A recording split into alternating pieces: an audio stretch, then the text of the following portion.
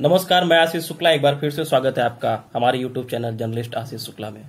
सबसे पहले मैं आप सभी का तहे दिल से धन्यवाद करना चाहूँगा, जिन्होंने आप सभी ने मेरे पहले वीडियो पर इतना सारा प्यार दिया और अपना आशीर्वाद दिया। मैं आशा करता हूँ कि भविष्य में आप हमेशा हमारे ऊपर ऐसे ही प्यार और आशीर्वाद बनाए रखेंगे। एक नए विषय के साथ मैं फिर से आज यहाँ पे उपस्थित हूँ। वो विषय है इस महामारी के दौर में बदलती भारतीय अर्थव्यवस्था। जी हाँ, मैं आपको बता दूं कि बीते मंगलवार को प्रधानमंत्री नरेंद्र मोदी ने देश के नाम, राष्ट्र के नाम अपने संबोधन में एक विशेष शब्द पर बड़ा जोर दिया। वो शब्द था आत्मनिर्भरता। इस विशेष शब्द के ऊपर जोर देने के कारण कहीं ना कहीं देश के विभिन्न अर्थशास्त्रियों के मन में एक कह सकते हैं कि शंका उत्पन्न हो गई कि क्या नरेंद्र मोदी जो भारतीय अर्थव्यवस्था है उसमें आयात पर रोक लगा देंगे या फिर आयात को कम कर देंगे। स्वाभाविक सी बात थी। मैं आपको बता दूं कि राष्ट्र के नाम अपने संबोधन के 33 मिनट के दौरान उन्होंने हर 71 सेकंड के बाद आत्मनिर्भरता शब्द को दोहराया। बहरहाल बुधवार को वित्त मंत्री निर्मला सीतारमण ने अर्थशास्त्रियों के मन के उथल पुथल को शांत करते हुए जोर देकर कहा कि आत्मनिर्भरता का अर्थ भारत को वैश्विक रूप से अलग करना नहीं है, अपितु एकीकृत करना है।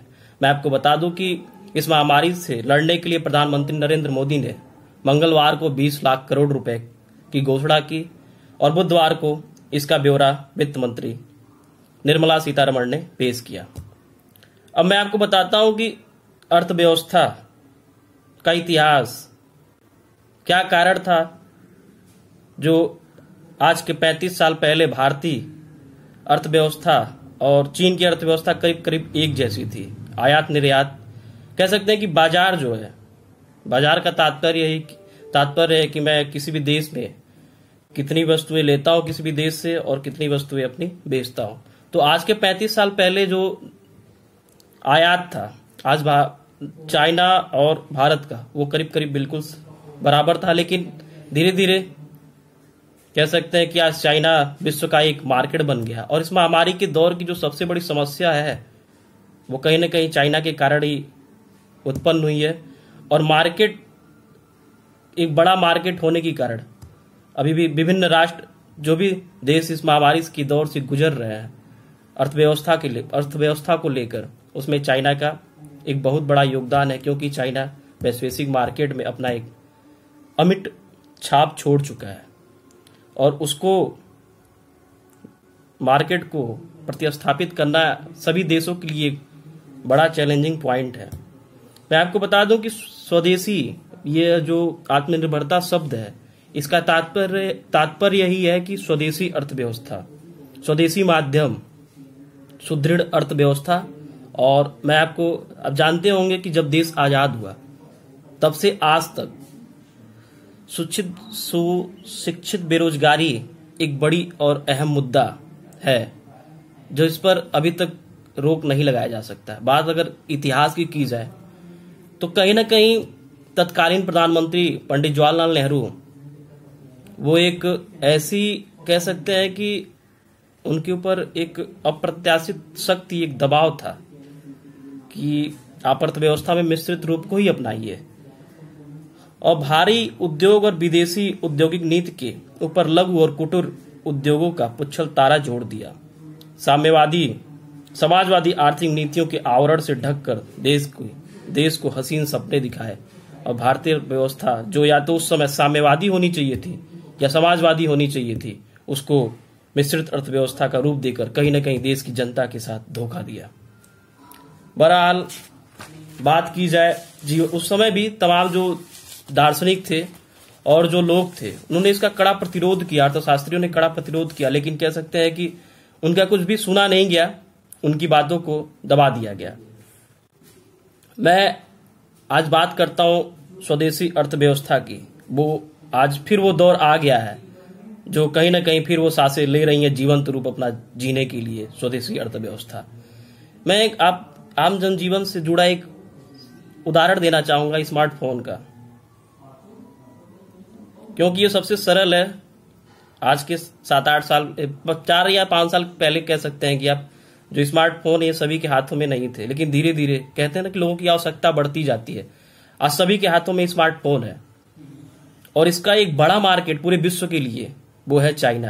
तो कहीं ना कहीं ये देश की एक बहुत बड़ी अर्थव्यवस्था और औद्योगिक नीति की और सरकार की बहुत बड़ी कमजोरी रही कि आप भारत में, खैर 2-3 कंपनियां आई, लेकिन अगर आप उद्योगों को सहारा दिए होते, उनको प्रोत्साहन दिए होते, तो आज जो स्मार्टफोन हम चाइना के ऊपर पूरी तरीके से कहीं ना कहीं पूरी तरीके से ही निर्भर है, क्योंकि भाई वो सस्ते रेट में हमको स्मार्टफोन उपलब्ध करा देते हैं और उसके जो फीचर्स होते हैं वो महंगे से महंगे फोन में भी बराबर होते हैं एक तरह से। इस वजह से हम प्रिफर करते हैं कि चाइना की स्मार्टफोन ही करीब करीब आज पूरे देश में या फिर कह सकते विश्व में अपना स्थान बनाए हुए हैं।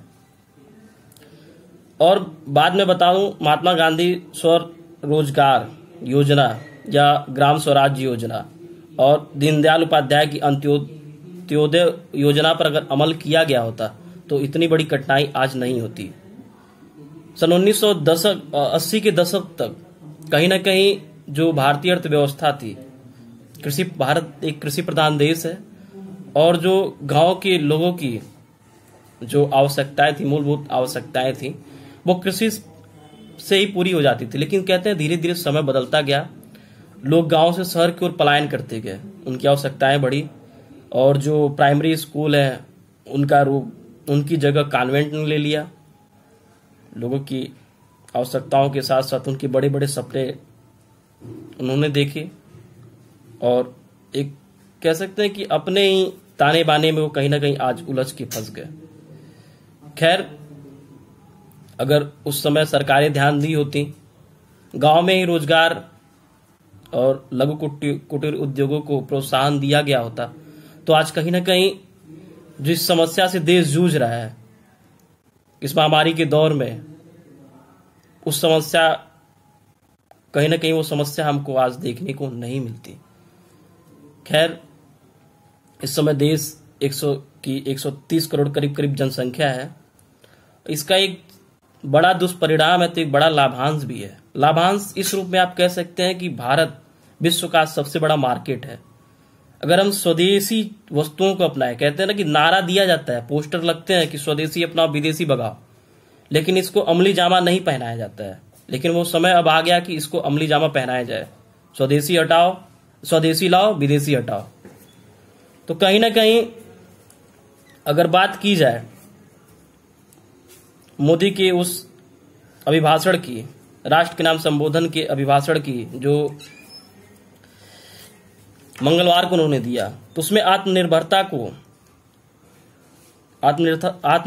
शब्द पर इतना जोर देने के पीछे कहीं ना कहीं कारण जो था वो स्वदेशी अर्थव्यवस्था को विकसित करना था, यानी देश को स्वदेशी बनाना था। इसके उन्होंने 5 आयाम दिए। पहला, टेक्नोलॉजी बढ़ाना और उस पर सुधार करना। दूसरा, इंफ्रास्ट्रक्चर जो है, जैसे बुलेट ट्रेन और प्लेन आदि जो कह सकते हैं कि जो चीजें हैं उन पर विशेष ध्यान देना। टेक्नोलॉजी, जो बाहरी कंपनियां हमारे देश में आती हैं, कई कंपनियां तो इस वजह से हमारे देश में नहीं टिक पाती या फिर नहीं आती हैं कि उनको जो है हम टेक्नोलॉजी सही रूप से नहीं दे पाते हैं, इस वजह से वो विस्थापित होकर अन्य देशों में चली जाती हैं। चौथा है युवा जनसंख्या। पूरे विश्व की सबसे बड़ी अगर युवा आबादी है तो वो है हमारे भारत में। इसका एक बड़ा लाभ भी है, बहुत बड़ा लाभ है। 5वां, डिमांड। मार्केट डिमांड और सप्लाई पर ही टिका रहता है। मैं आपको जैसे पहले ही बताया हूं कि सबसे बड़ी जो उपभोक्ता है वो है भारत। पूरे विश्व की सबसे बड़ी अगर उपभोक्ता कोई देश है तो वह है भारत। और मैं आपको बता दूं कि इस महामारी के दौर के पहले पीपीई किट और N95 मास्क भारत में नहीं बनते थे, लेकिन भारत में एक चीज और भी है, भारतीयों की ये मनोबल और उनके दृढ़ इच्छा शक्ति और की बात कर रहा हूं मैं कि बहुत अधिक होती है। नहीं बनता था, लेकिन आज पीपीई किट और N95 मास्क भारत में बनने लगे हैं। तो अगर कहते हैं कि अगर हम किसी भी चीज को लगन के साथ करें तो वो जरूर पूरा होती है, कोई भी चीज हो। तो आज देश को फिर वही जरूरत है आत्मनिर्भर बनने की। इसके लिए सरकार, वैसे लोग कह रहे हैं कि 20 लाख करोड़ बहुत अधिक धनराशि नहीं है, उसके ऊपर विपक्ष, खैर विपक्ष का काम ही है, पक्ष विपक्ष एक राजनीति के दो अहम पहलू होते हैं। सरकार से सवाल करना विपक्ष का काम है, लेकिन आप उसके अच्छे मंसूबों के ऊपर प्रश्न नहीं उठा सकते। किसी भी विकासशील देश के लिए इतनी बड़ी रकम कहीं ना कहीं एक कह सकते हैं कि प्रधानमंत्री नरेंद्र मोदी के एक उनके व्यक्तित्व को दर्शाता है, देश के प्रति समर्पण को दर्शाता है। दूसरी चीज,